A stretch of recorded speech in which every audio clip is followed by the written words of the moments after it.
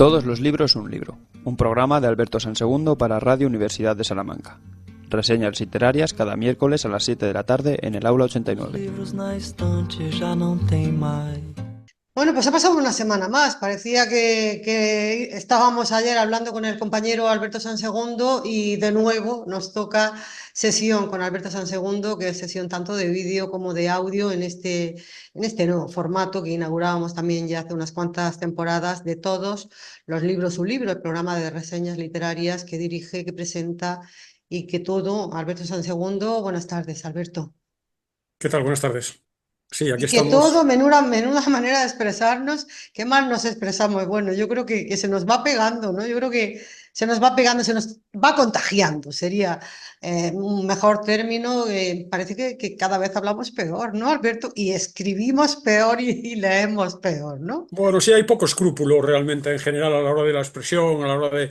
A esta columna que hace semanalmente todos los domingos en el Babelia, todos los sábados, Alex Grigelmo, en donde detecta, bueno, siguiendo una pauta que ya de una manera muy excelsa realmente inició hace muchos años aquel que fue presidente de la Real Academia, director de la Real Academia Española de la Lengua, Lázaro Carreter, Sí. ir detectando en el lenguaje cotidiano, sobre todo en el de la prensa, en el periodismo, los medios, las limitaciones, las copias mal traídas de vocablos extranjeros, las construcciones un poco disparatadas, que luego al final, por ese afán de contagio que también proporciona siempre los medios, acaba repitiendo todo el mundo, ¿no? E Sí. incurriendo en un error que al final la academia acaba consolidando, ¿no? Porque no le Sí. queda más remedio que Sí, pero dar yo pie. lo que noto sobre todo es pobreza de vocabulario. No sé si también tiene que ver con la vejez, ¿no? Se van olvidando las palabras, que ya tenemos una cierta edad, pero sobre todo mucha pobreza de vocabulario en el español, que es una lengua además riquísima, ¿no? Que tiene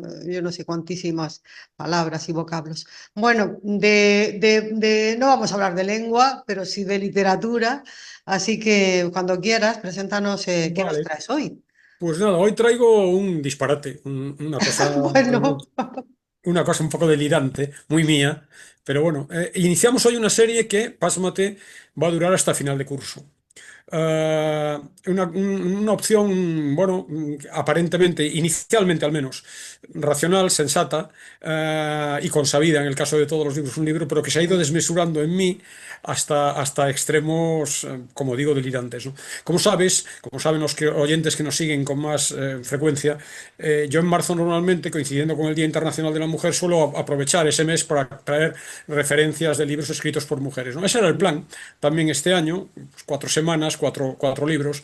Y lo que pasa es que por razones de calendario van surgiendo por circunstancias de oportunidad la necesidad de hablar de otros libros en ese mes, lo he ido posponiendo y bueno, entonces ha llegado el momento. Lo que ocurre es que el proyecto inicial, como digo, modesto y consabido, ha ido creciendo en mí hasta extremos disparatados, ¿no? Porque se me ocurrió, bueno, por supuesto, quienes nos siguen deben saber que yo leo más libros de los que puedo mostrar aquí. Lo que ocurre es que los voy leyendo, voy tomando notas, transcribo las referencias que he tomado mientras leía, las transcribo al ordenador, eventualmente las trabajo para la construcción de una reseña. Y bueno, el caso es que me encontré con que tenía ya ahí una serie de libros escritos por mujeres con los que pensé, bueno, pues vamos a hacer esa serie. Pero es que esa serie no era de cuatro, inicialmente era de cuatro, como digo, pero luego pasé a 10. En un momento determinado dije, bueno, pues ¿por qué no 16, que son los años que lleva todos los libros un libro en Radio Universidad de Salamanca? Y el disparate, la desmesura se fue incrementando de tal manera que he llegado a un total de 26 referencias de libros escritos de novelas, prácticamente todas novelas, con un pequeño matiz en algún caso, escritas por mujeres.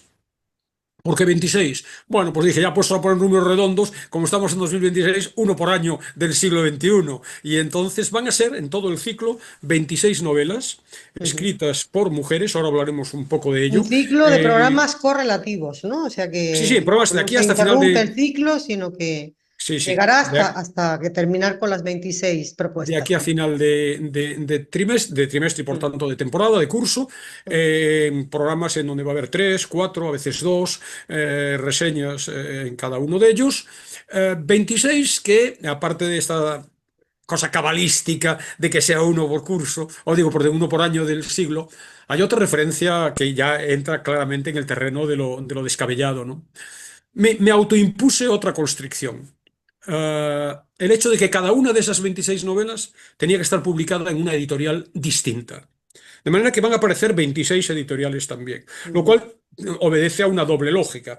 Yo creo que por un lado manifestar pues, la riqueza de ese, vamos a llamarlo, tejido empresarial relacionado con el libro en nuestro país, que evidentemente, como hemos hablado tantas veces aquí, se nutre fundamentalmente o gira en torno a dos grandes, Penguin por un lado y Planeta, dos grandes grupos editoriales que acogen en su seno infinidad de pequeñas editoriales, pero que a la vez tienen muchísimas y muy, muy interesantes propuestas independientes de editores con catálogos reducidos, pero bien seleccionados, bueno, por un lado quiero mostrar y por otro lado quiero homenajear, en cierto modo, ¿no? El que se vea que hay una muy fecunda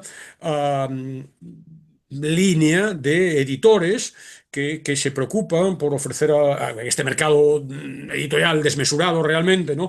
Con infinidad de publicaciones cada año. Estamos cerca de no sé si son ya 90.000 libros, títulos diferentes. No hablo de libros necesariamente literarios, sino todo Mm. tipo de libros. Mm. Estamos hablando de 90.000 al año. Bueno, yo estoy hablando de ediciones literarias, 26 editoriales, 26 mujeres, de orígenes muy distintos, de épocas históricas muy diferentes, de orígenes, me refiero, geográficos muy diferentes, con planteamientos estilísticos también muy, muy, muy variados.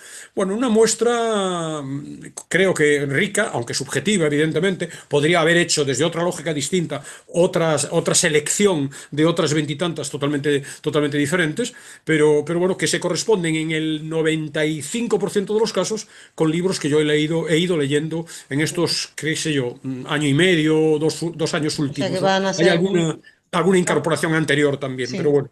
pero bueno, bastante novedosos todos y yo no sé si entre esa excentricidad o ese disparate que vienes comentando también figura que la primera sílaba de las autoras va a ser la misma en cada programa porque hoy sí que coincide, ¿eh? Hoy Hoy sí. sí, hoy La, sí. la. Sí, así es. Pero hoy es casualidad. No, no, ahí sí es mera casualidad. Realmente porque no se me ocurrió. Si se me ocurre, ya me tienes buscando un primer programa con la A, la B el segundo, la C el tercero y así sucesivamente. No, no, no llega. El delirio es realmente apabullante, pero no llega a tales Está extremos, ¿no? controlado, está No, yo controlado. sí que querría hacer, a pesar de que, claro, que como es obvio, eso lo puede imaginar cualquiera que nos escuche, ¿no? Mis comentarios sobre cada uno de los libros van a ser más reducidos, ¿no? Y Mm. por tanto hoy, a pesar de ser reducidos, disponemos ya de menos tiempo para hablar de las tres novelas que traigo. Sí querría hacer una referencia previa, por lo menos para abrir el ciclo, acerca de qué puede entenderse o qué puedo entender yo por literatura femenina. Algo que no tengo nada claro, realmente, ¿no? Es decir, solamente lo tengo claro desde un punto de vista estrictamente literal. Libros escritos por mujeres. No puedo ir mucho más allá. Porque, claro, cualquier obra escrita por una mujer es literatura femenina, o por el contrario, son libros con una temática específicamente femenina. ¿Y qué querría decir en ese caso temática específicamente femenina? La que alude a la maternidad, la que alude a lo emocional, a lo conmovedor. ¿Qué es femenino? La mirada en una literatura. La mirada. Hay una mirada específicamente femenina, hay una mirada privativa de ese sexo, de ese género. Quizá una mirada más sensible, más delicada, más vinculada, qué sé yo, a la emoción que a la razón, más receptiva, más tierna, más sentimental, más afectiva, más empática quizá. Y el hombre carecería de esa mirada. Todos los hombres. Ana Karenina, Madame Bovary, Fortunata y Jacinta, Molly Bloom, el personaje del Ulises, la regenta, serían diferentes si las hubieran escrito mujeres, no hombres, como es el caso. Mm. O personajes masculinos, ¿no? Heathcliff, en Cumbres Borrascosas, del que hablamos aquí hace unas semanas, ¿no? Atticus Finch, de Baton Ruiseñor, Tom Ripley, el personaje de Patricia Highsmith, ¿no? Newland Archer, el personaje masculino de la Edad de la Inocencia, ¿hubieran sido distintos si los escribe un hombre?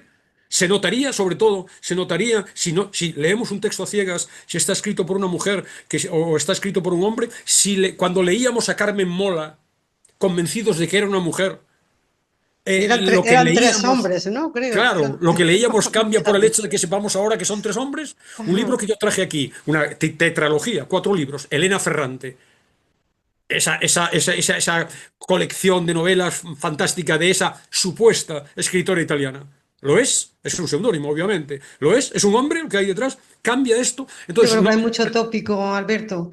A mí me claro, recuerda muchas veces como cuando se ve a un bebé, a una señora que va con un bebé y va un señor con ella y dicen, ¿cómo se parece al padre? ¿No? Y digo, bueno, pues es que este señor no es su padre. Es decir, que hay mucho tópico, no sé, nos dejamos claro. llevar mucho por las apariencias, quizás, ¿no? Claro, por eso yo simplemente me limito como introducción a decir libros escritos por mujeres. Hay de todo. Fundamentalmente los personajes también son femeninos, las protagonistas, pero hay grandes personajes masculinos en algunas de estas novelas. Simplemente no quiero entrar en esa disquisición, simplemente quiero dejar constancia de que hace poco en Ethic, una revista muy interesante, María José Solano, que es una escritora, a mí me gusta mucho, escribió un artículo muy relacionado con Hitchcock, se titulaba El enemigo de las rubias, y decía, transcribo en el blog, leo aquí esta cita, ¿no? La llamada literatura femenina se ha convertido en una especie de parque temático emocional con 3 o 4 atracciones fijas. Los traumas de la infancia que afloran en la madurez, la soledad del divorcio, la época de mirar cómo se abulta un vientre en el embarazo o el parto místico. Es muy crítica, ¿no? Dice, bueno, ¿qué es literatura? Vamos más allá de esto. Y el artículo habla de Hitchcock, de películas de Hitchcock, y habla de Rebeca, Los pájaros, Extraños en un terreno, y otras menos conocidas quizá, ¿no? El inquilino de la primera época de Hitchcock, ¿no? Sabotaje, Inocencia y juventud.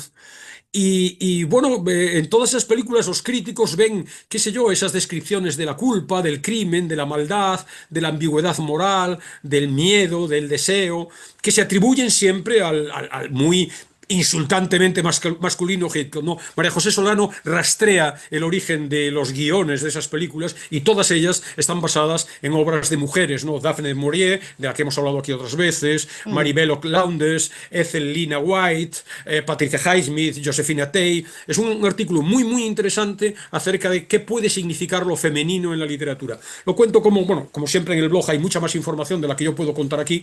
Si alguien está interesado en esta introducción, puede entrar en el Yo creo blog que lo a partir femenino en la de... literatura, yo sería mi aportación, es que las mujeres puedan publicar con la misma facilidad Claro, con que puede hacerla un hombre y que puedan escribir de lo que les dé la gana, como puede hacerlo cualquier señor. Entonces, así es. Y esa eso es la desde mi punto de literatura vista femenina para mí. Y eso desde mi punto de vista está logrado, ¿no? Porque en este momento la publicación es mayoritariamente, las ediciones son mayoritariamente mujeres, las que editan, leéis sobre todo las mujeres, con una diferencia muy grande con respecto a los Mm, hombres. Los sí. clubes de lectura de todas las bibliotecas públicas de España están poblados de mujeres, por lo tanto yo creo que ese logro está conseguido y por tanto ahora como quizá mera curiosidad anecdótica, bueno, yo también leo, obviamente, han salido aquí a lo largo de los últimos meses muchos ejemplos, pero bueno, de una manera sistematizada, más o menos organizada, 26 posibilidades de novelas Bueno, sobre escritas por todo las mujeres. mujeres leemos más y leemos de todo, Alberto, porque sí que antes había como una literatura femenina, había una literatura que Claro. estaba pensada para que leyeran las mujeres, las novelas románticas o yo me Sí, acuerdo romántica barata, ¿no? las Sí, fotonovelas aquellas, ¿no? Ya en eso la es. cultura más popular, las fotonovelas. Sí. Sí, sí. Bueno, entonces ahí va a haber mucho para dar y tomar. Vamos a tener, dado que esto se termina con la temporada, con el verano delante, vamos a tener muchos libros, nuestros oyentes, muchas posibilidades de llevarse libros a la playa o de vacaciones, porque va a haber una oferta, como digo, muy variada, muy rica, muy atractiva y sobre todo, en la mayor parte de los casos, una oferta apasionante. Yo no puedo rebajar el adjetivo, ¿no? En particular, al menos 2 de los 3 libros de hoy están en esa categoría, ¿no? De manera que vamos a Vamos empezar con ya. ellos, si te parece. Sí. Hoy tenemos 3 libros de 3 mujeres, 3 escritoras, pero españolas, de diferentes edades, jóvenes en general. La más joven tiene 31 años, la mayor tiene 42, de orígenes geográficos también distintos dentro de España. Hay una canaria, una catalana y una madrileña, aunque con orígenes conquenses, algo que aflora en su novela. Ujú. Y con, claro, propuestas literarias muy variadas, muy dispares, aunque hay algún punto en común, al menos en estas 3 obras que hoy voy a presentar, ¿no? Empezamos con la más joven, Lana Corujo, nacida en Lanzarote hace nada, en el año 95. Forma un exitazo ese libro, con reediciones constantes, con presencia también muy frecuente en infinidad de clubes de lectura. Un libro que ha Se ha difundido, por supuesto, a través de las reseñas literarias, de las críticas convencionales, pero sobre todo a través del comentario apasionado, entusiasta, de unos lectores a otros. Ana Corujo, como digo, muy joven, formada en ilustración y diseño, algo que se nota también en el libro, como luego veremos. Hay un tratamiento tipográfico muy particular. Y a pesar de ser muy joven, ya tiene una cierta trayectoria en la creación artística, en la gestión cultural e incluso en la literatura. Tiene un par de poemarios publicados, tiene también un relato que ha aparecido en una antología de relatos, pero este libro apareció en 2025 en Cantado Bingo, en la editorial Reservoir Books. Supuso realmente una irrupción volcánica, y nunca mejor dicho, por razones que ahora veremos, en el panorama literario español, ¿no? Una recepción clamorosa por parte de la crítica y una aceptación, como decía, no menos entusiasta por parte de los lectores, ¿no? El libro está organizado en 106 capítulos muy breves, en muchos casos de una sola página, a veces solo unas pocas líneas. No hay un desarrollo narrativo lineal en ellos. La trama se construye a partir de pasajes fragmentarios de la infancia de la narradora. Es un libro sobre la infancia.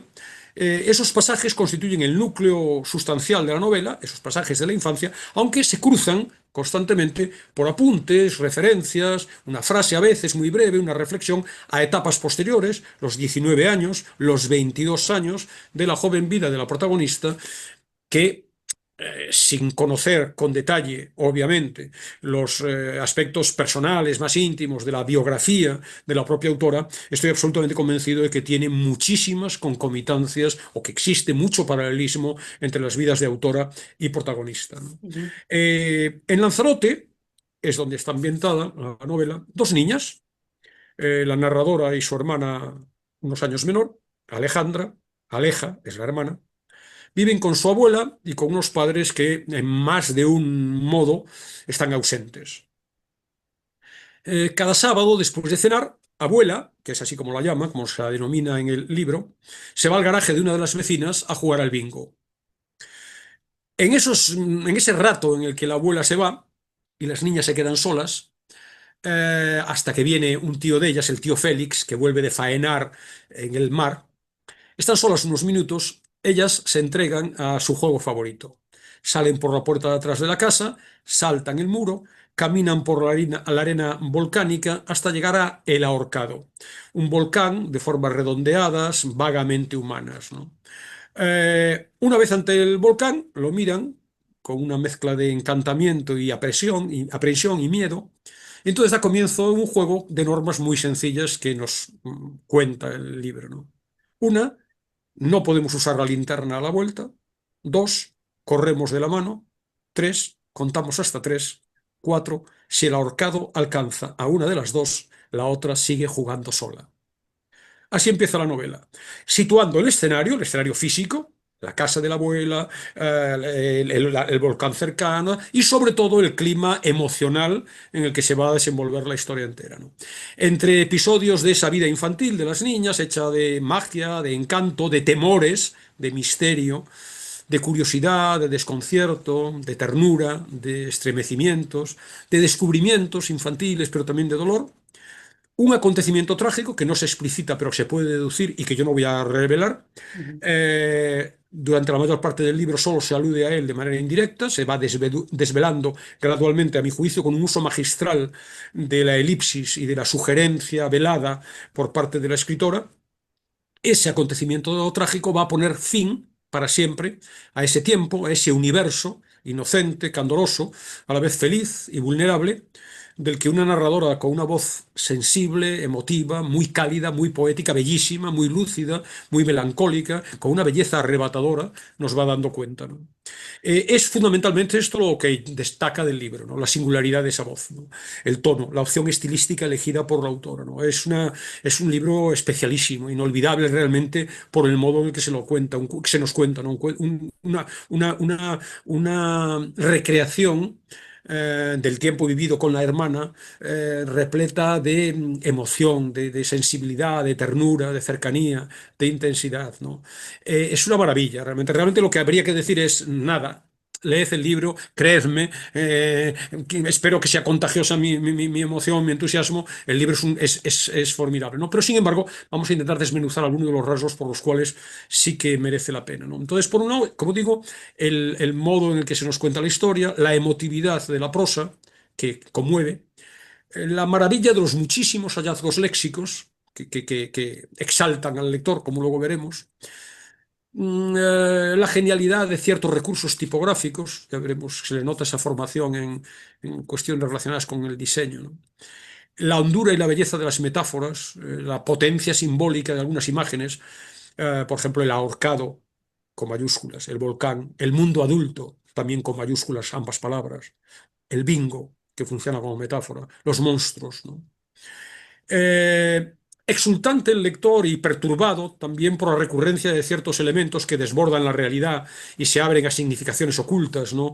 Describiendo los sentimientos, los miedos, los afectos, los anhelos, las inseguridades de las niñas, ¿no? Hay infinidad de ejemplos de estas muestras de singularidad formal que yo ya digo de una manera impotente, ¿no? Voy a intentar comentar muy por encima. Por ejemplo, eh, una niña que habla, hacerlo todo de alguien. Se escribe en un momento determinado. Unos símiles que rezuman poesía. Si pienso en la palabra deseo, siento como si comiese miel. Unas descripciones en las que predomina lo sensorial, lo cual amplía enormemente el sentido de lo narrado. El ruido me asusta como si tuviera dientes. El miedo nos sube por las piernas como hormigas que muerden. Me mira con sus dos volcanes negrísimos. Nos está contando la visión de una niña, ¿no? Una visión mágica en realmente, un lenguaje que trasciende la mera exposición de los hechos, ¿no? La voz de mi padre ya no es tambor, ahora es una flauta. La voz de mi madre un piano, tin, tin. Unas observaciones que se abren a ramificaciones, infinidad de ramificaciones inesperadas. La palabra muerte me sabe a los bombones de licor que tomas cuando los confundes con los de leche. Esos bombones y la muerte deberían ser solo para los adultos, ¿no? Los títulos de los capítulos, muy breves como digo los capítulos, los títulos también, llenos de ambigüedades, de misterios, ¿no? Un capítulo se llama Pajarito degollado. Otro, Hoy las estrellas están de mi parte. Mi secreto te lo cuento. Mira ese monstruo, ¿no? Y luego, que algo que puede resultar una objeción para el común de los lectores, ¿no? Espero que no. Una desbordante, riquísima, entrañable y muy fecunda utilización del léxico canario, que te obliga a estar constantemente, y eso puede ser la objeción, constantemente consultando el diccionario, pero que luego engrandece, es decir, le da una dimensión, aparte de muy bella, más intensa, más singular, ¿no? Entonces tenemos, yo qué sé, enraladas, roce, perretosa, lambiarlos, salvajienta, gentina, morrúa, jable, chaplón, infinidad de ellos. Yo tengo recogidos en el blog, aparecerán varias decenas que he recogido de mi lectura, ¿no? Hay un uso muy original de los recursos tipográficos. Entonces, a ver si puedo mostrar a quienes nos siguen por Por YouTube YouTube. alguna muestra de alguna página singular. Hay muchas, todas Mm. tienen alguna singularidad. El uso de las cursivas, el subrayado, Es el la primer libro de tipografía. Lana Corujo, Alberto. ¿Perdón? El 10, La Rosa. No, bueno, no sé si el 10 la rosa sí, pero lo que se ve aquí, lo que quiero que se vea, Sí, si sí, se puede sí. ver, es como algunas frases se subrayan, Sí, otras sí, aparecen en sí. cursiva, Sí, sí, otras sí. aparecen entre llaves, entre paréntesis. Las palabras de Aleja siempre aparecen subrayadas. Las de la narradora cuando no narra, sino que transcribe la voz de ella misma en un diálogo, aparecen siempre en cursiva. El resto de los personajes, sus palabras entre llaves, ¿no? La página tiene también a veces una configuración muy especial. Como digo, son capítulos muy pequeños, muy Ujú. breves, a Sí. veces unas meras frases, pero otros tienen una configuración muy particular, ¿no? Tipográfica me refiero. Hay transcripción de correos electrónicos. Hay en algún caso, a ver si lo localizo, hay en algún caso, en algunas páginas, no muchas, 5 o 6, pero tengo que localizarlas para poder mostrarlas, dibujos infantiles. Aquí un dibujo muy básico, Sí, no sé si el el contraste ahorcado, de sí, luz. sí, se ve Sí, perfectamente, del sí. ahorcado, que es el volcán, ¿no? Mm, Otro un poco más completo, aquí ya con los mm. ojos del ahorcado.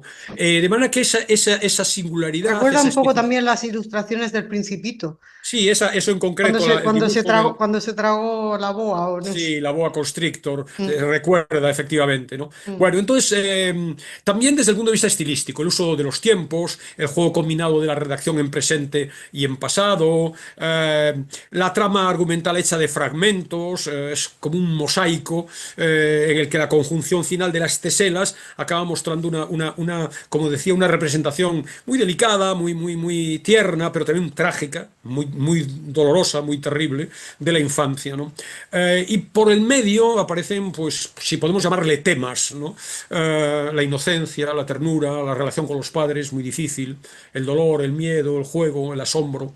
El amor, claro, las inseguridades, las dudas, la incomprensión, la extrañeza del mundo adulto. Mundo adulto se escribe con mayúsculas para significar cómo realmente es una realidad ajena al mundo de las niñas. Está todo, el miedo infantil, los afectos, el deseo y la angustia del crecimiento, el miedo a elegir y equivocarse, los recuerdos y el olvido, la presencia de la muerte, que quizá es el elemento común, sin duda, a los tres libros que traigo hoy, la tristeza, la culpa, una fotografía de la infancia que aparece en dos planos, y esto es muy significativo. Un plano llamaríamos más realista, los rituales de la cotidianidad en la familia, los silencios, los ocultamientos y secretos familiares, la ambigüedad de las relaciones entre las hermanas que se quieren muchísimo y ese amor es entrañable, pero a la vez se enfadan, son niñas pequeñas, se enfadan, discuten, ese cariño incondicional, pero también las tensiones, el alejamiento de los padres que a menudo están distantes, pero como si no estuvieran, viven en otro mundo, la complicidad amorosa de la abuela, las amistades adolescentes y a la vez el otro eje que es el universo mágico y simbólico que forma parte de los años infantiles y que Elana Corujo los recrea de una manera espléndida, ¿no? Es un mundo de monstruos, de terrores nocturnos, de apariciones fantasmales, con esas ceremonias muy específicas, muy singulares, muy particulares de la niñez, los conjuros, las cartas del tarot, las conversaciones con los muertos, ¿no? Una herencia que no quiero desvelar. Hay una herencia misteriosa que afecta a ciertos miembros de la familia, ¿no? Bueno, pues sí puedo desvelar una cosa muy básica, que es que en esa familia, cuando es la herencia, le llaman la herencia, cuando alguien muere, se presenta a su ser querido más cercano. Entonces, cada miembro de la familia puede recibir, y solo uno por generación recibe la visita de un familiar anterior, un antepasado muerto, ¿no? Bueno, a partir de ahí se desarrolla una historia que sobre todo interesa por leerla, disfrutarla, entusiasmarse, emocionarse. Un libro magnífico y que no ujú. sorprende el éxito que ha tenido pese a haber surgido, digamos, fuera del ámbito más común del mercado editorial, ¿no? Muy Primera bien, reseña de hoy. muy bien. La segunda, Laura, en este caso, Laura Ferrero, con muchos puntos en común el libro, es muy distinta a la novela en tono, en estilo, en planteamiento literario, pero guarda alguna concomitancia, la infancia, la relación padres-hijos, ah, bueno, la belleza, la emoción están presentes, la muerte también, ¿no? Laura Ferrero publicó en el año 2023 en Alfaguara este libro, Los astronautas, la inteligentísima Laura Ferrero. Es deslumbrante. A mí, yo la he leído bastante, artículos colaboro habitualmente en la prensa, hice en Buscando Leones en las Nubes un programa sobre un artículo precioso de ella, publicado en el periódico, en el país, que vengan a buscarte, el amor es que vengan a buscarte. A mí me deslumbra Suele cada vez que la leo. escribir en el país y la podemos encontrar habitualmente en el Sí, país, sí, a escribe Laura en el país de Ferrero. vez en cuando, no con Mm. regularidad, pero escribe en diferentes suplementos culturales. Creo que también, porque yo la radio no la oigo y esto es una barbaridad, una Bueno, mira, ¿qué blasfemia, estás diciendo, hombre? hablando de aquí, ¿no? Desde Radio Universidad, pero creo que colabora en la SER también, ¿no? Ujú. Es muy inteligente, a pesar de que quizá no le gustaría que escuchar una reseña en donde alguien subraya su inteligencia, pero en tanto que el libro es muy autobiográfico, creo yo, estoy convencido de ello, hay muchas pruebas en el libro, en él la narradora habla muchas veces de la superdotación intelectual de la Laura protagonista. Y es Ujú. evidente, ¿no? Es alguien que deslumbra desde ese punto de vista, ¿no? Es periodista cultural, como digo, guionista, y con infinidad de ocupaciones a lo largo de toda su vida hasta llegar aquí, ¿no? Publicó en el 2025 otro libro muy bonito, Miscelánea, de todo, muy del estilo de ella, que se llama El amor después del amor, del que ya prometo. el curso que viene va a haber en Buscando Leones en las Nubes al menos una, espero que dos, posibles emisiones con música relacionada. Es una aproximación muy de ella, de conexión, de cómo es ella, de conectar, establecer vínculos, nexos culturales, con referencias, con libros, con arte, con canciones, etcétera, y con personajes, también muy, muy, muy interesante, ¿no? Me voy a centrar, obviamente, en los astronautas, que, bueno, Es un título extraño, ¿no? es un título extraño pero muy revelador, claro. La protagonista, Laura Ferrero, encuentra una foto, y la foto no es esta, obviamente, creo que no es esta, pero en cualquier caso, la foto de portada, la familia, los padres, la niña, aluden a lo que voy a contar. Ujú. Una foto que para ella hasta entonces era desconocida de sus padres biológicos con su pequeña hija, ¿no? Ah, Hasta ese momento, 35 años después de haber nacido, Laura nunca había visto una fotografía en la que ella, no ya esta fotografía, esa a la que se refiere el libro, sino una fotografía en la que ella apareciera con sus padres juntos.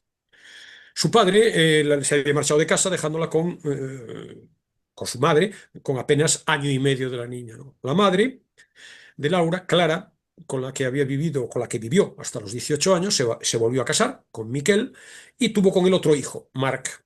Por otro lado, el padre biológico, Jaume, se casó también con otra Clara, siendo padre de otra chica, Inés. Esto puede resultar confuso inicialmente, pero bueno, en cuanto te metes en la novela, creo que sí, a pesar de los muchísimos referencias autobiográficos, y parece que está contando su propia vida, es evidente, ¿no? Novela, yo diría que sí.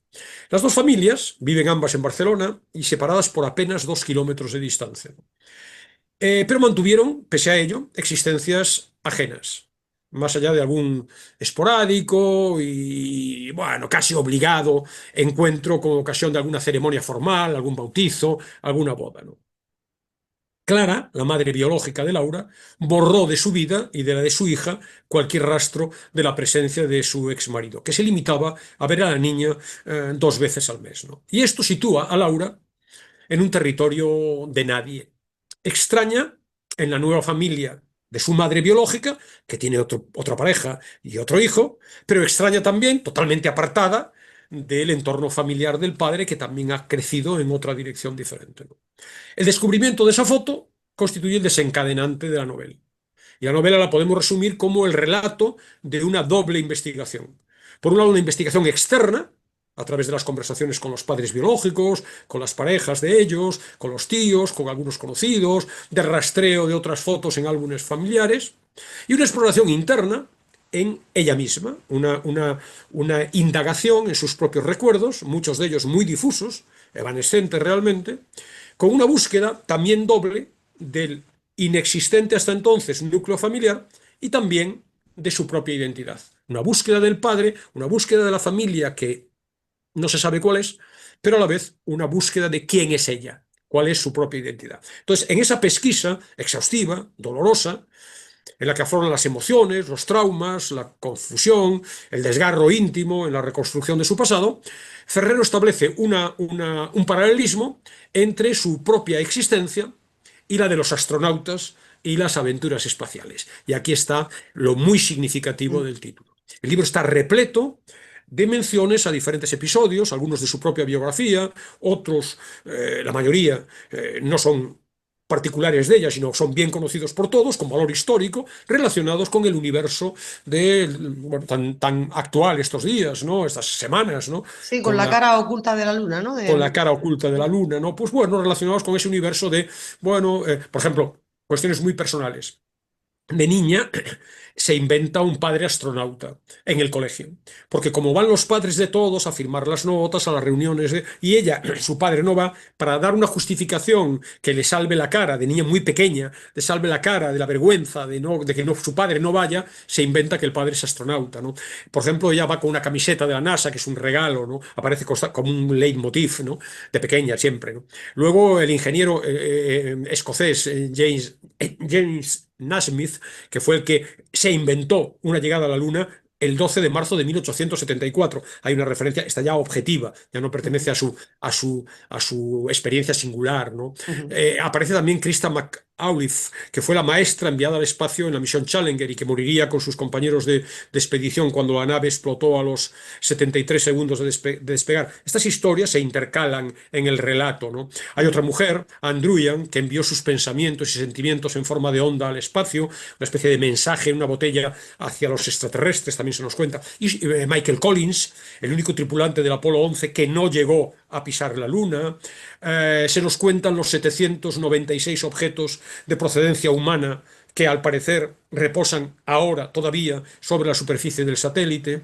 Y un personaje que, de todos estos ejemplos de un extraordinario, como luego contaremos, valor metafórico y simbólico, el personaje que quizá concentra esa dimensión de simbolismo de un modo más acusado, ¿no?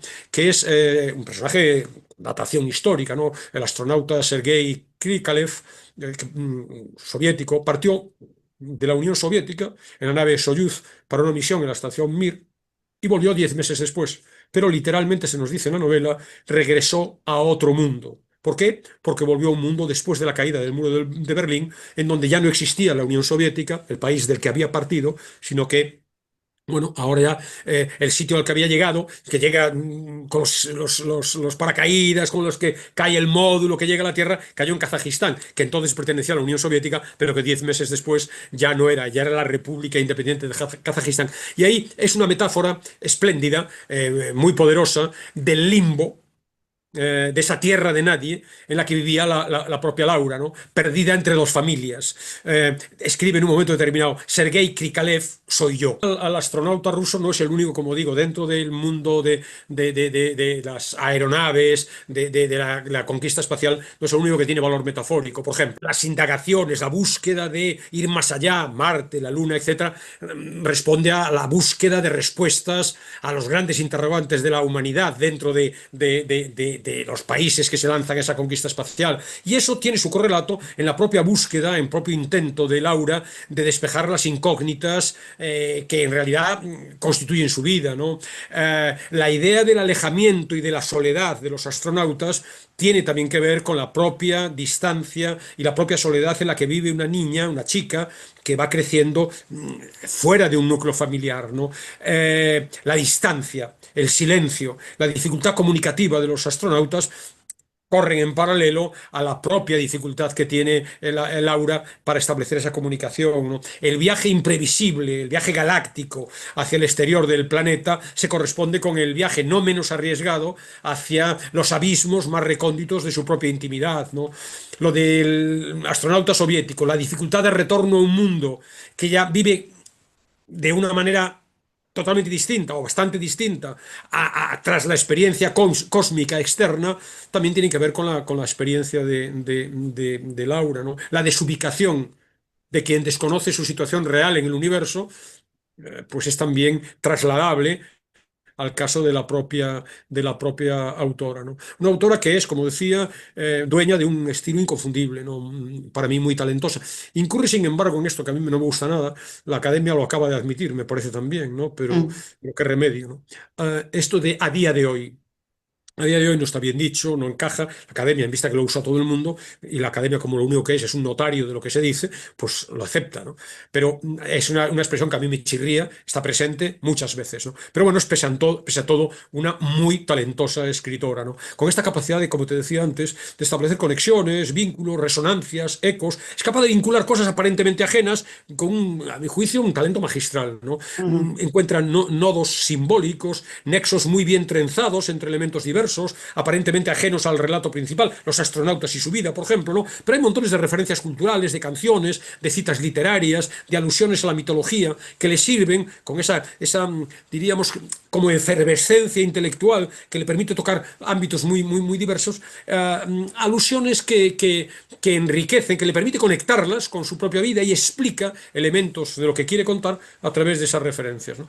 Y bueno, hay una serie de temas comunes a Lana Corujo y han cantado Bingo, la familia, la infancia, los recuerdos, la memoria, el olvido, la muerte, también un episodio traumático, un episodio infantil traumático que tampoco voy a desvelar, no de la misma índole que el de Lana Corujo, sí parecido. Y luego una serie de líneas temáticas que pueden interesar, insisto, en la medida que de una novela nos interesan los temas de los que habla. Yo no soy muy partidario de esto, ¿no? A mí me interesa la novela en tanto que me transmite emoción, me permite inmiscuirme, por decirlo así, en un mundo, me transporta a un mundo que me desborda, que me deslumbra, que me emociona, que me conmueve, ¿no? Por debajo hay ideas, sí, pues por debajo hay ideas, pero si quieres escribir un libro sobre ideas, haces un ensayo, no haces una novela, ¿no? Pero bueno, está por el medio la complejidad de la niñez y de la infancia, de ese proceso de hacerse mayor, los tortuosos caminos del crecimiento, que como adultos quizá los hemos olvidado, pero que en realidad cuando se viven a esas edades son difíciles, la aproximación interesante y el desvelamiento de la figura paterna, de lo que pueda tener de mito. Las repercusiones en la educación y en el crecimiento de una chica, de la ausencia del padre, de su no estar, hay alguna alusión a lo que significa el no estar del padre, el difícil papel de la madre, con los silencios, con las omisiones, que voluntariamente, en las que voluntariamente incurre porque quiere preservar a su hija del mundo de su padre, la memoria, que es a la vez reconstrucción, pero también reinvención, la educación sentimental, la configuración de la identidad, quién soy yo, la importancia de los vínculos, la carencia de la familia, la dificultad de penetrar, de llegar al fondo, de comprender a los padres, que no lo hacemos nunca. Quizá cuando somos mayores rebobinamos y decimos, ah, este señor mayor soy yo ahora. Y pudo probablemente, y yo no lo comprendí, estar sintiendo, estar padeciendo, estar anhelando, estar deseando, estar añorando, Dicen estar que pensando. primero les admiramos, luego les criticamos y finalmente les queremos. Dicen, hay un Sí, eso dicho, es. al menos en Bueno, mi tierra, que se comenta así, con respecto claro, a la relación claro. con los padres. Y todo eso está, ¿no? Están los secretos, los olvidos, las ocultaciones, las mentiras que apuntalan la imagen a veces frágil que tenemos nosotros mismos, la necesidad de reconocimiento, el valor de la imaginación, de la invención, la dificultad de acceder a la verdad de uno mismo, de los hechos también. La tiranía de la belleza, que es muy interesante esto, ¿no? Porque, Laura Ferrero es guapísima, a mi juicio muy, muy, muy guapa, ¿no? Entonces, bueno, ella habla de eso, de la belleza, de la tiranía, del buen aspecto físico, que se impone siempre a las mujeres, ¿no? La soledad y el aislamiento, la búsqueda de un lugar en el mundo, la complejidad del amor. La voluntad también de escribir, la urgencia de escribir, el deseo de ser otro, las pérdidas, las ausencias, la enfermedad, la muerte, el paso del tiempo, las heridas, y todo ello contado con cercanía, con emoción, con sentimiento. No hay sentimentalismo fácil, no hay una dramatización excesiva, ¿no? Hay un tono contenido, pero bueno, una capacidad a mi juicio es genial realmente, ¿no? Sobresaliente, ¿no? De convertir lo íntimo en una experiencia compartida, ¿no? Con una escritura hecha de fragmentos, de asociaciones, de repeticiones, de cambios temporales frecuentes, con la inserción de historias paralelas, no solo las de los astronautas. A mi juicio, una obra espléndida, altamente recomendable, la recomiendo con pasión, con fervor, de lectura indispensable, ¿no? Bueno, talento joven, una canaria, una barcelonesa de 42 años, De Laura 42 Ferrero, es y la mayor de las efectivamente tres. una chica muy bien parecida, así que me entró curiosidad y sí que la hemos visto a Sí, Laura. sí, es muy, muy, muy, muy guapa, muy, Mm, muy atractiva, ¿no? Al menos en las fotos, que es lo único que yo conozco de ella, por mm. desgracia. Eh, bueno, valga el chiste. Carcoma es la tercera. Un título muy revelador. Una novela de Laila Martínez, publicada ya hace 5 años, en 2021, por la editorial malagueña Amor de Madre. Ujú. Y quiero hacer una acotación previa interesante a mi juicio, ¿no? Sobre todo interesante para nuestros seguidores, creo, ¿no? Eh, mm, Tiene un enfoque, es una novela, no es una tesis, no es un ensayo, pero en cualquier caso hay un enfoque que podríamos llamar ideológico muy, muy, muy evidente, ¿no? Muy combativo, muy belicoso, muy activista, del que yo discrepo a grandes rasgos. O a grandes rasgos los elementos de fondo pueden ser comunes entre ella y yo. El planteamiento vital, ideológico, es radicalmente distinto. Y lo quiero anticipar porque es muy combativo y quiero decir desde qué premisas ideológicas parte, o al menos yo interpreto que parte, a partir de los Ujú. datos que voy a contar, Sí. y que son, insisto, casi opuestas a las mías. Pero me parece interesante subrayarlo porque yo siempre he defendido que las novelas no son, lo acabo de decir ahora mismo, no son tesis doctorales. Y por lo tanto apelan a otros resortes. Tú puedes no compartir los postulados, las premisas ideológicas desde la que escribe una autora en este caso, y sin embargo considerar que es altamente recomendable el libro, que es una maravilla, que merece la pena, por mucho que lo rebajo de nivel con respecto a los dos anteriores, porque el impacto emocional que produce en mí no es tan poderoso, precisamente esta barrera, digamos, a priorística e ideológica. Pero bueno, digo a priorístico y automáticamente quiero rechazar el término, ¿no? Estoy en contra de los a priorismos a la hora de tratar con las personas, a la hora de tratar con los libros, de tratar con las manifestaciones culturales. Esto que vemos tan exacerbadamente todos los días en la política. Habla fulanito que es de tal partido y me da igual lo que diga, porque como es de tal partido ya es mi opuesto, ya es otro. Cuidado, analicemos lo que dice y veamos si hay algo de verdad detrás de ello. Hay mucha verdad, hay mucho interés, hay mucha belleza también, aunque muy descarnada, muy violenta, muy dura, muy agresiva. Carcoma es un Sí, título muy porque significativo. lo definen como un libro de terror, Alberto. La Es un libro definición es un libro de terror. Es un libro terrorífico realmente. Bueno, y de hecho, si lo quisiéramos, que yo no quiero, inscribirlo en un género, podría entrar perfectamente en este género gótico que tan de moda está en estos últimos años, ¿no? Bueno, por tanto, el planteamiento subyacente es muy radical, muy combativo, nada cómodo, nada complaciente, nada conciliador, nada comprensivo. Y es una obra muy dura, presidida por la violencia, por el odio, por la rabia, por la venganza que, bueno, interesa porque la descripción de todo eso está muy bien hecha, aunque el planteamiento, como digo, el enfoque de la realidad no coincide para nada en mi visión, que es, bueno, en absoluto juega con esos términos. No me gustan el término odio, venganza, violencia o rabia, ¿no? Laila Martínez, con un origen conquense, como digo, es madrileña, pero origen conquense que aflora aquí de rebote en algún apartado, ¿no? Nació en el 87, licenciada en Ciencias Políticas y de Administración por la Universidad Complutense, máster en Ciencias Sexológicas por la Universidad de Alcalá de Henares. En 2020 publicó Utopía no es una isla, no lo conozco el libro, al parecer es a medio camino entre el ensayo y la narrativa. Su editorial, la nota editorial, resalta también que es editora en el sello independiente Antipersona, colaboradora habitual en el periódico El Salto, un medio de comunicación que se define como autogestionado, horizontal y asambleario. Ha coordinado e impartido talleres de literatura, ciclos de cine y charlas sobre historia de las mujeres, historia de los movimientos sociales, un enfoque que podríamos denominar activista que coincide con el de la editorial. Amor de Madre se define, cito literalmente, como un proyecto que se dedica a crear un microcosmos literario donde la visibilización de los colectivos LGBTQ+, y los movimientos feministas son la norma y no la excepción. Un espacio seguro donde encontrar literatura que nos represente, ¿no?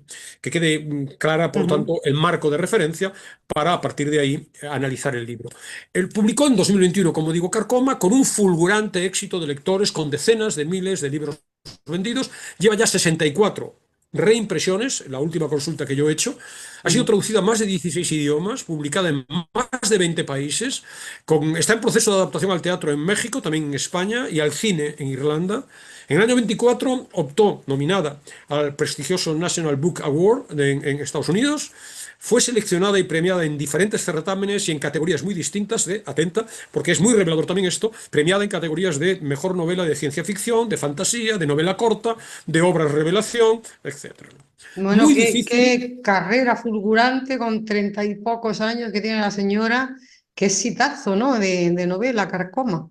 Sí, la novela está muy bien, es muy interesante, muy interesante. Los referentes ideológicos, la discusión que se pudiera, lo controvertido que pueda ser para mí esos temas, son irrelevantes, porque para otras personas coincidirán al 100%, no es lo sustancial. A mí no me gusta una novela porque defiende lo que yo pienso sobre una determinada cuestión, ese no es el planteamiento, ¿no? Entonces, bueno, el argumento imposible, a grandes rasgos. La protagonista del libro es una casa que aparece ya reflejada el edificio en una estupenda portada, ¿no? Es una casa que respira, que oprime, que padece. Es una casa que encierra secretos, que sobrecoge y amenaza, que espanta y aterra.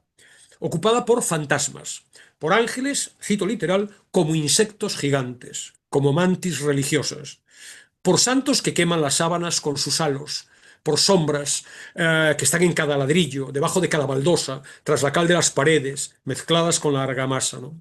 Una casa en la que, cito de nuevo literalmente, los muertos viven demasiado tiempo y los vivos demasiado poco. Quienes habitan esa casa son dos mujeres, una abuela y su nieta, también ambas con algo de espectral, con mucho de siniestro, de odio, de resentimiento. Viven aisladas en un universo oscuro de muertos y espíritus. son objeto del desprecio y del rechazo del pueblo, sobre todo a partir de la desaparición de un niño en el vecindario de una familia adinerada del lugar. Las apariciones y las desapariciones, hay varias en la novela, son también muy relevantes, ¿no? La narración intercala en capítulos alternos voces de la nieta y de la abuela. Capítulos también muy breves, normalmente, eh, y cada una, desde su particular perspectiva, rememora las trágicas existencias de hasta 4 generaciones de mujeres, bisabuela, abuela, madre e hija. En una familia, perdón, no solamente hay infancia, marcada por secretos, por silencios, por sucesos traumáticos, por muertes, por sufrimiento, por violencia estructural, ¿no? En el relato, en los relatos de ellas, de ambas mujeres, se mezclan también 2 dimensiones, ¿no? Una más o menos realista, con referencias constantes a la guerra civil, que es protagonista del libro, en un segundo plano, pero de todas formas de una manera muy ostensible. Y son, bueno, descripciones de realistas, más o menos, como digo, que se refieren a episodios de la cotidianidad del pueblo, un pueblo que está marcado por la explotación laboral, las desigualdades sociales, los enfrentamientos seculares, el rencor ancestral, las ofensas enquistadas dentro de las familias. Aparecen las vivencias de los personajes, las amistades, los noviazgos, los matrimonios, los hijos, las disputas, las muertes. Una descripción de la crudeza del entorno rural, de la represión, de la brutalidad. Me asaltaban varias imágenes al leer. La segunda de ellas, voy a comentar 2. La segunda de ellas la comentaré dentro de un rato. La primera, que tiene que ver con lo que estoy diciendo, esta idea de la crudeza de lo rural, a mí me asaltaba Puerto Urraco. Mm. El mundo que se nos cuenta es el mundo de Puerto Urraco, obviamente estilizado, literariamente estilizado, ¿no? La segunda vertiente del libro, más allá de este realismo crudo, primitivo, ancestral, la segunda vertiente se vincula con lo fantástico y la literatura de terror, lo gótico, digamos, ¿no? La brujería, la superstición, los mitos, los rituales ominosos, los conjuros, las apariciones, lo siniestro, lo oculto, lo soterrado, lo inexplicable, lo sobrenatural, ¿no? A medida que van avanzando los 2 relatos, se van revelando en una gradación muy bien medida y que también es reveladora para mí del talento de la autora, uh, que va mostrando y ocultando, apuntando y escondiendo, ¿no? Lo que le da al libro un punto de suspense que está bien también, se van desvelando poco a poco los secretos de la familia y los traumas del pasado. Aparece todo entrelazado, unida a la realidad histórica, constatable, sobre todo con la guerra civil por medio, con las visiones actuales, enajenadas en apariencia, de las protagonistas. Tan enajenadas que rozan lo onírico. No sabemos si está soñando, rozan lo onírico, rozan el delirio, rozan el terror psicológico, ¿no? Laila Martínez construye un clima muy eficaz de tensión emocional que le permite exponer de un modo muy original, esto es muy interesante, ¿no? Muy inteligente también, los principales temas que explora la novela, ¿no? El primero, el primero de ellos, a mi juicio, el sustancial, y que para mí es el que suscita más objeciones, es el del conflicto y la lucha de clases sociales, ¿no? Entonces, bueno, es evidente que hay 2 mundos muy claros, el mundo sufriente de la abuela, de la nieta, de la familia del común, y por otro lado está la idea bueno, los opresores, está los jarabo, que es la familia, los propietarios el poder, de la economía de la zona, con un origen en la guerra civil. Y se nos muestra, el libro entero está cruzado por la división, por el enfrentamiento, por la confrontación, por la hostilidad, por el odio, feroz, furioso, airado, entre pobres y ricos, en una concepción de las relaciones sociales que, bueno, tenía pleno sentido en la época de la Guerra Civil, sin duda, ¿no? A mi juicio no sirve como explicación del juego de fuerzas en nuestro tiempo, ¿no? Es evidente que hay desigualdades de clases, que esas desigualdades son sangrantes en muchos casos, pero a mi juicio la fórmula que se nos plantea, la venganza, la fórmula para superarla, la venganza, el recurso a la violencia, para superar esas injusticias, esas desigualdades culturales, económicas, sociales que perviven, a mí no me parece la adecuada, ¿no? Fíjate que es muy significativo y para mí muy revelador, claro, ¿no? En la sección final de agradecimientos de la novela, Laina Martínez agradece a su madre por dejarme contar la historia de su casa y de su familia, perdón, a su abuela, y luego da las gracias también a su madre, cita literal, por creer en la venganza. La venganza es un elemento sustancial de la novela. Es decir, la vida de las mujeres de la obra es una vida de pobreza, de sacrificio, de pesares, de desdichas, de injusticia, de sufrimiento. Han sufrido la violencia de la guerra, han sufrido la violencia estructural que nace de la pobreza, de la desigualdad social, del abismo entre clases. Insisto, los jarabos son esa familia burguesa tópica con sus empresas, sus tierras, sus rentas, que esclaviza a los trabajadores, abusa de las mujeres del servicio doméstico. Y la violencia también patriarcal, hoy llamada patriarcal, que es la de los hombres, que a mí tampoco me gusta el modo en el que se plantean, porque los hombres de la novela son todos estereotipadamente machistas, brutales, déspotas, proxenetas incluso, que utilizan, que violan, que se aprovechan y agreden a las mujeres, ¿no? Entonces, bueno, estas voces no se someten, resisten y se rebelan decidiendo pasar a la acción. No voy a entrar en demasiados detalles, anegadas por ese rencor, por ese resentimiento, por ese odio, sí que digo que se van a vengar con crueldad, con saña, con brutalidad de sus verdugos, ¿no? Entonces, frentes interesantes, ya para cerrar, novela política, que impugna el relato oficial de la memoria histórica en España. En el fondo niega la reconciliación y el olvido. Lo que dice es que la justicia se ha olvidado en esa transición. No lo dice expresamente, insisto, esto no es un ensayo, ¿no? Pero habla Es lo que de... opina alguna gente también, ¿no? Lo que Claro, no, por opinan eso digo, muchas o sea, personas, que la justicia se ha olvidado. Claro, ¿no? Entonces, bueno, él ya habla del carácter estructural, la novela habla del carácter estructural de la desigualdad, de la opresión, Mm. de la... Luego hay un enfoque combativamente feminista, antipatriarcal de la existencia. Yo he pensado en todo momento, y esta es la segunda referencia para mí muy clara, que luego he constatado que la propia autora la reconoce, con Los Santos Inocentes, Ujú. la novela de Miguel Delibes. De hecho, yo he leído una entrevista con ella, con la autora, en donde dice que de pequeña le impresionó ese libro y lo leyó 4 o 5 veces. Me dice, me impactó muchísimo, dice, ¿no? Bueno, el tema de las violencias es muy interesante.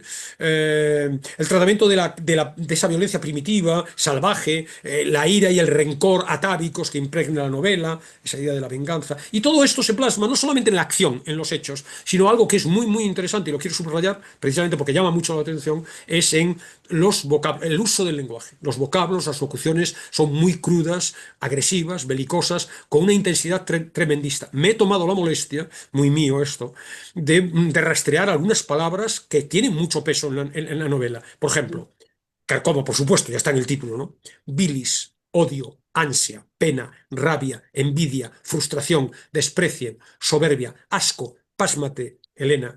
Asco se repite 110 veces en la novela.